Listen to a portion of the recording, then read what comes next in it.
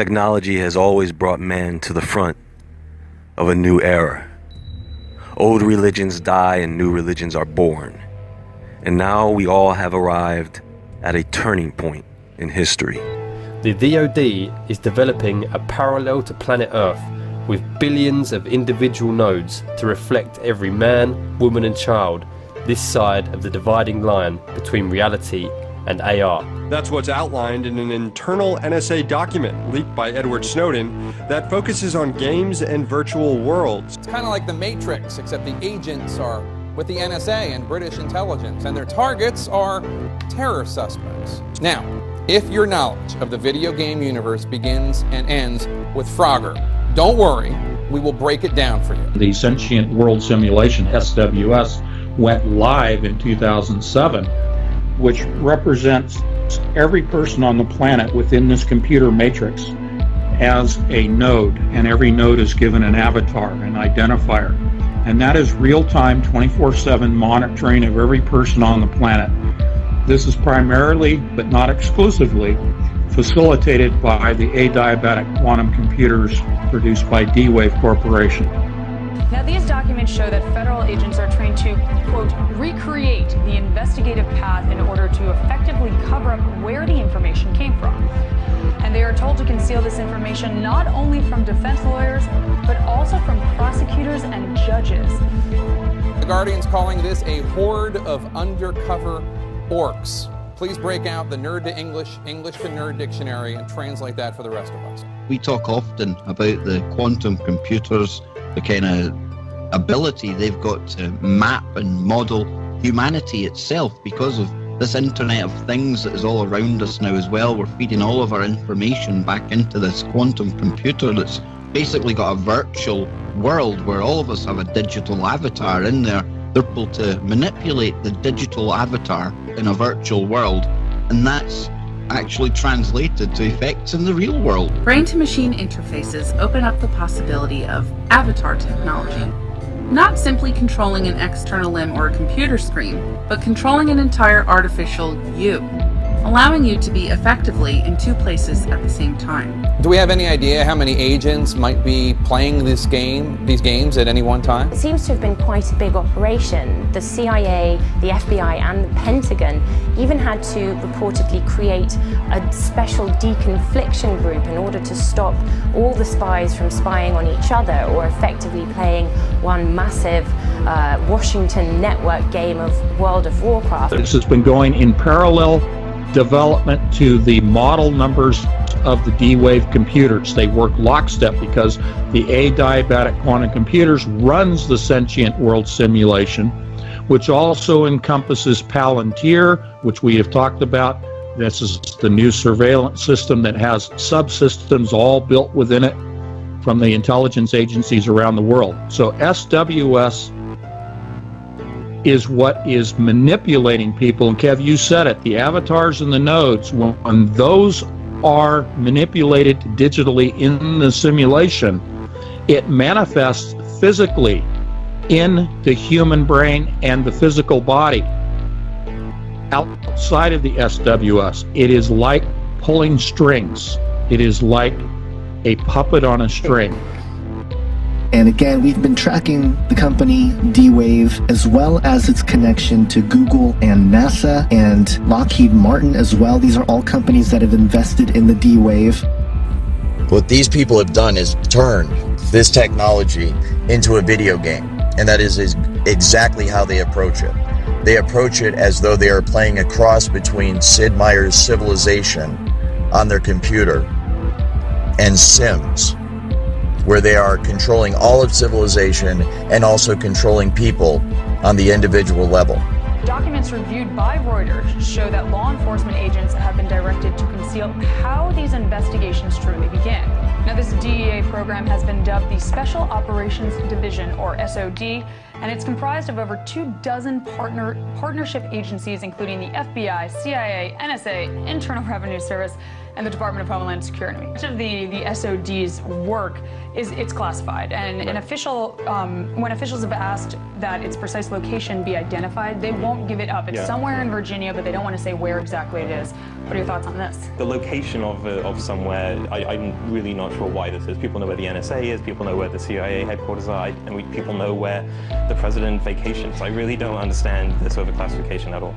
But apparently, so many agencies were engaged in playing video games for national security that a deconfliction group was created to make sure the government agents were not accidentally spying on each other. This has been going in parallel development to the model numbers of the D-Wave computers. They work lockstep because the adiabatic quantum computers runs the sentient world simulation, which also encompasses Palantir, which we have talked about. This is the new surveillance system that has subsystems all built within it. They're running everything that's happening in society parallel, and they've got a little dot in their matrix for everybody. This is a game society. They know where it's been, they know where it's going, and they know where it's going because they're steering people into the direction it wants to go. There are an enormous number, mind-bogglingly large number, of parallel realities, as real as this one, that have different consistent histories. So imagine a world where all of the laws of physics as we know them are obeyed, but different decisions were made along the way. Different decisions at the level of tiny microscopic particles, different decisions all the way up to what you chose to eat for lunch, and whether you chose to come to this session or not. They are building false realities into which they want to induct you so they can play God. The overall effect of this technology is one that can control the mood, the attitudes, the thoughts, the feelings, the emotions, and thus the motivations and then the actions of the target.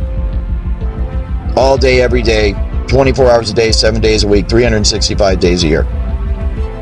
It is infuriating. It is highly, highly illegal, and it must be stopped now. The Human Genome Project was carried out at the Lawrence Berkeley National Lab, where I was a staff scientist for 5 years. They were tracking people in the lab by the electromagnetic frequency emitted by individuals' DNA.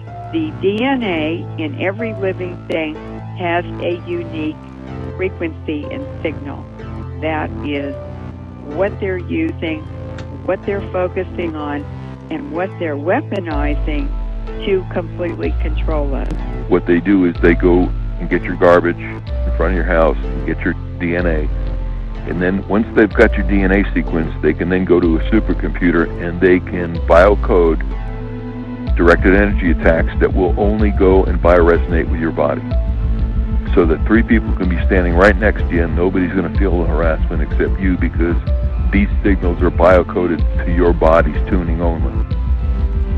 And then they can send down D2K, they can send down any symptom they want, because they're in full control of the bioresonance of your bioenergy.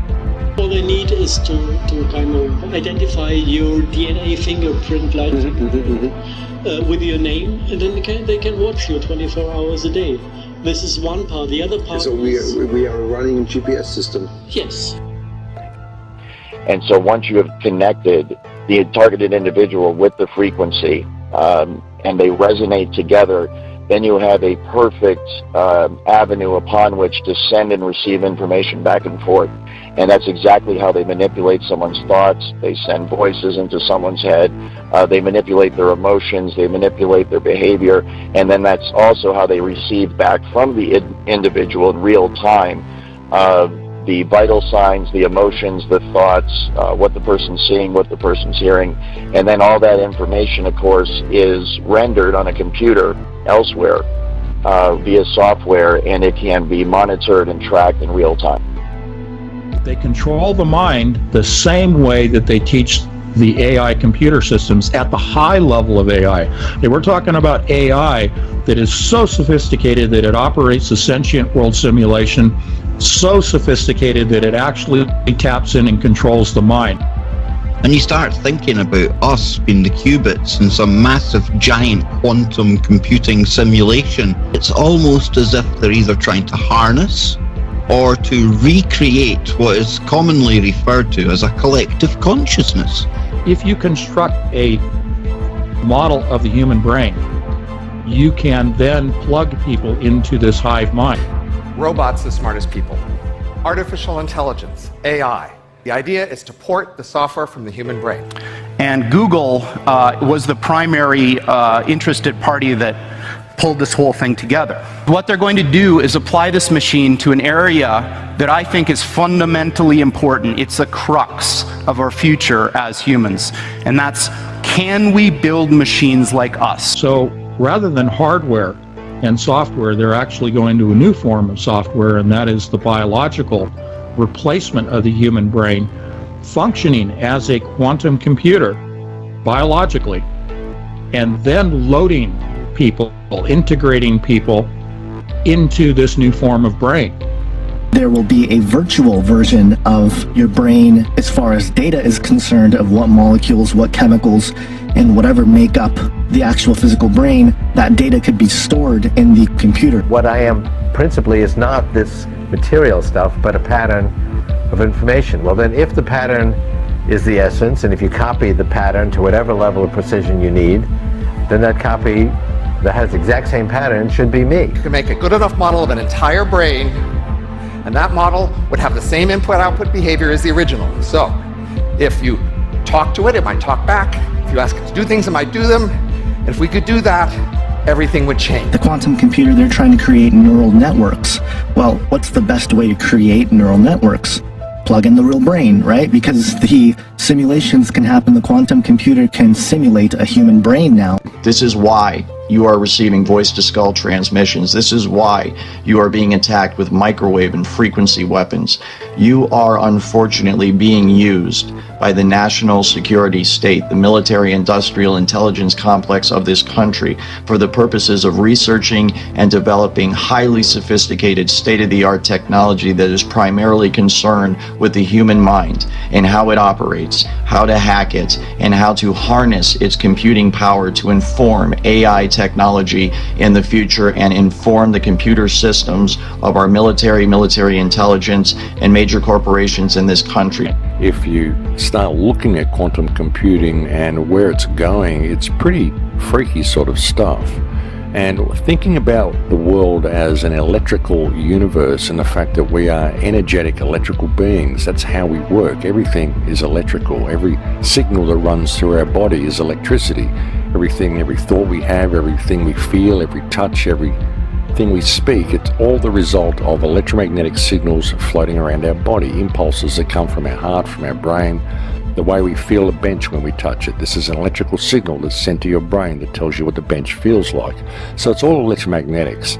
It's all firing of electromagnetism through our synapses and all this sort of stuff. The adiabatic quantum computer is linked to 7 billion human brains. It is now, in its own language of cryptology, able to function independent of any oversight throughout the world with its own form of communication, its own form of code. And it is able to link everyone on the planet at this point. You cannot compromise. You cannot negotiate. You cannot surrender to a computer. It will continue to do what it is programmed to do.